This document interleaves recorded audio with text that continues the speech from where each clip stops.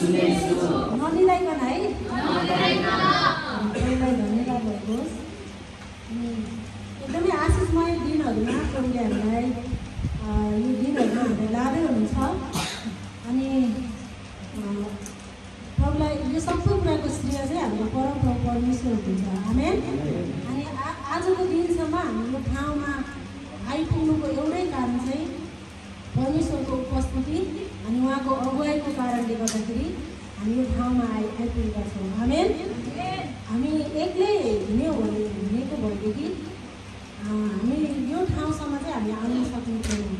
अनि यो ठाउँमा आउनको लागि चाहिँ आज हाम्रो मण्डली परिवारको प्रार्थना परमेश्वरको हात चाहिँ हाम्रो शिरमाथि है हाम्रो अग्रजहरू गुरुजनहरूको बलिदानको कारणले गर्दाखेरि आज यो ठाउँसम्म चाहिँ हामी आइपुगेका छौँ।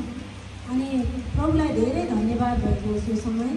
अनि तपाईँहरूलाई म वचनतर्फ लान चाहन्छु। अनि वचन चाहिँ आज म अगुवाईको बारेमा तपाईँहरूको बिचमा भन्दैछु है। अनि तपाईँहरूले सुन्नुभयो है?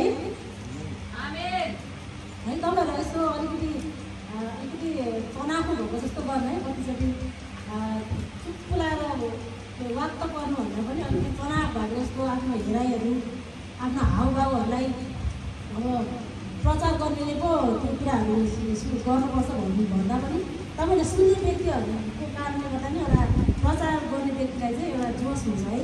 अनि त्यस कारणले गर्दाखेरि हामी चाहिँ आज के को बारेमा सुन्दैछौँ? अगुवाईको बारेमा सुन्दैछौँ है। हाम्रो जीवनमा चाहिँ है अनि हाम्रो जीवनमा चाहिँ घरिघरि अनि सानो ठुलो निर्णयहरू लिनुपर्ने हुन्छ है। हाम्रो जीवन आजको दिनसम्म यो ठाउँसम्म आउनुको एउटै कारण चाहिँ हामी जन्म्यौँ हुर्क्यौँ अनि हाम्रो शिक्षा दीक्षादेखि लिएर हाम्रो सेवालाई हरेक क्षेत्रमा चाहिँ अगुवाई गर्दै हामीले के अरे लानुपर्छ। अनि अगुवाई गर्ने चाहिँ फेरि हाम्रो परमप्रभु परमेश्वर हुनुहुन्छ। अनि हामीले चाहिँ जीवनमा यस्तो सानो कुराको लागि पनि ठुलो कुराको लागि पनि हामीलाई चाहिँ अगुवाई चाहिन्छ है। हामी कतिजना व्यक्तिहरू चाहिँ मलाई यो अगुवाई भएको छैन त्यो अगुवाई भएको छैन भनेर कतिचोटि हामीले भनिरहेको हुन्छौँ। तर आज हामी चाहिँ परमेश्वरको उपस्थितिमा हिँडिरहेको व्यक्तिलाई चाहिँ परमप्रभुले नै हामीलाई अगुवाई गर्नुहुन्छ। किनभने परमप्रभु परमेश्वर चाहिँ हाम्रो अगुवा हुनुहुन्छ। आमेन। अनि मण्डलीमा चाहिँ किन तपाईँ र हामीलाई एउटा अगुवाको खाँचो परेको? यसो प्रभुले भन्नुभयो म चाहिँ असल गोठालो हो है। उहाँ चाहिँ हाम्रो मूल गोठालो हुनुहुन्छ। अनि उहाँको दोस्रो आगमन नभइन्जेलसम्म अनि मण्डलीको रेखदेखको लागि जुन गोठालो जुन अगुवा तपाईँहरूको लागि खटाउनु भएको छ नि अनि उहाँहरूको अगुवाईमा अनि त्यसै गरी तपाईँ आफ्नै जीवनको पनि एउटा अगुवा हुनुहुन्छ है। तपाईँ आफ्नो जीवनलाई चाहिँ तपाईँले जे पाए त्यही गरेर बिताउनको लागि चाहिँ परमेश्वरले तपाईँलाई दिनुभएको छैन। तपाईँ आफ्नो जीवनको एउटा अगुवा हुनुहुन्छ जसले चाहिँ आफ्नो जीवनलाई चाहिँ हरेक समय चाहिँ तपाईँले अगुवाई गरिरहेको हुनुहुन्छ। त्यसै गरी तपाईँको जिम्मामा तपाईँको छोराछोरी हुन्छ, तपाईँको श्रीमान होइन जति आफ्नो परिवारहरू हुन्छ उहाँहरूलाई पनि तपाईँले अगुवाई गरिरहेको हुन्छ। आमेन।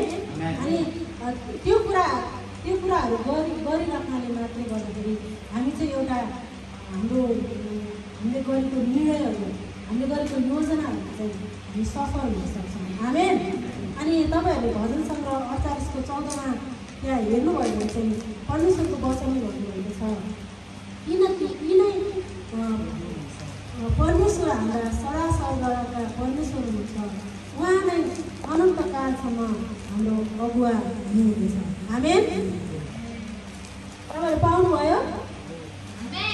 पढिदिनु त एकजना कसैले।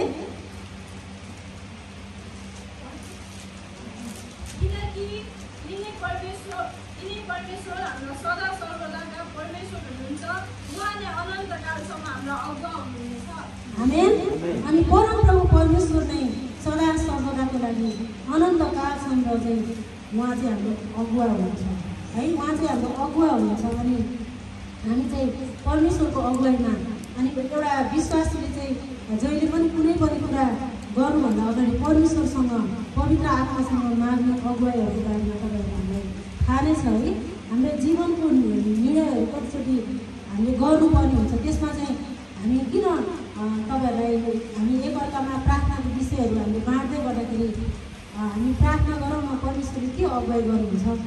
हामीले त्यो विश्वासको जीवनमा चाहिँ त्यो भन्ने त्यो हामी भन्छौँ, किनभने हामीलाई अगुवाई गर्नुहुन्छ चाहिँ हाम्रो स्वयं जीवी परमप्रभु हुनुहुन्छ। उहाँले चाहिँ सदा सर्वदाको अगुवा चाहिँ उहाँ हुनुहुन्छ। आमेन।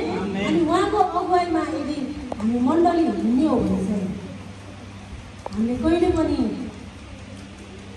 आफ्नो जीवनको लागि हामीले एउटा के अरे दुःख के एकदम अफसोस गरेर के अरे हामीले चाहिँ पछुताएर चाहिँ उहाँले हामी चाहिँ बस्नु पर्दैन।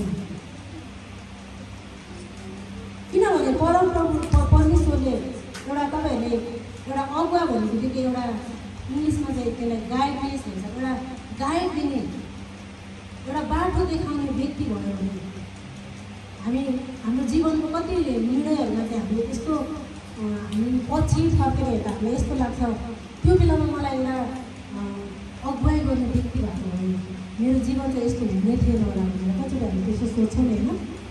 अनि हामी चाहिँ एउटा सफल हुँदै गर्दाखेरि चाहिँ साँच्चै नै त्यो समयमा चाहिँ मलाई एउटा अगुवाई गर्ने मलाई गाइड गर्ने एउटा व्यक्ति हुनुभएको कारणले गर्दा यो सफलता चाहिँ आज मैले उहाँको कारणले पाएको भनेर हामी कति आनन्दित हुन्छौँ। त्यस कारणले गर्दाखेरि आज हामीले गर्ने जति पनि निर्णयहरू छ नि प्रभुलाई धेरै धन्यवाद भएको छ। अनि जुन कुरा चाहिँ परमप्रभुले चाहिँ हामीलाई दिनुभएको छ, आज परमेश्वरको धर्मशास्त्र हामीलाई दिनुभएको छ, परमेश्वरको जनहरू दिनुभएको छ, प्रार्थना गर्ने व्यक्तिहरू दिनुभएको छ, जसले गर्दा चाहिँ हामी त्यो सफलतातर्फ हामी चाहिँ अगाडि बढ्न सक्छौँ। आमेन। अनि परमेश्वरको अगुवाईमा हिँडेको व्यक्तिले चाहिँ कहिले पनि त्यो असफलताको बाटोलाई चाहिँ हिँड्नु पर्दैन। अनि तपाईँ अगुवाईको लागि चाहिँ आवश्यक पर्ने कुराहरूको विषयमा हामी चर्चा गर्नेछौँ। अनि हामीलाई कुनै पनि कुरा अगुवाई भयो भने है हामीलाई मण्डलीको विषयहरू जुन गुरुबालाई दिनुभयो अनि त्यो उहाँलाई चाहिँ पवित्र आत्माको विषयहरू दिइसक्नुभएपछि उहाँले चाहिँ मण्डलीहरूको समक्ष त्यो विषयलाई चाहिँ उहाँले बाँड्नुभयो। अनि त्यो बाँडिसकेपछि के भयो, अब त्यो अगुवाई भएको कुरालाई चाहिँ हामीले प्राप्त गर्नुपर्छ नि त होइन। अगुवाई भएको कुरालाई हामीले प्राप्त गर्नुपर्छ। अनि त्यो अगुवाईमा हिँडिरहनको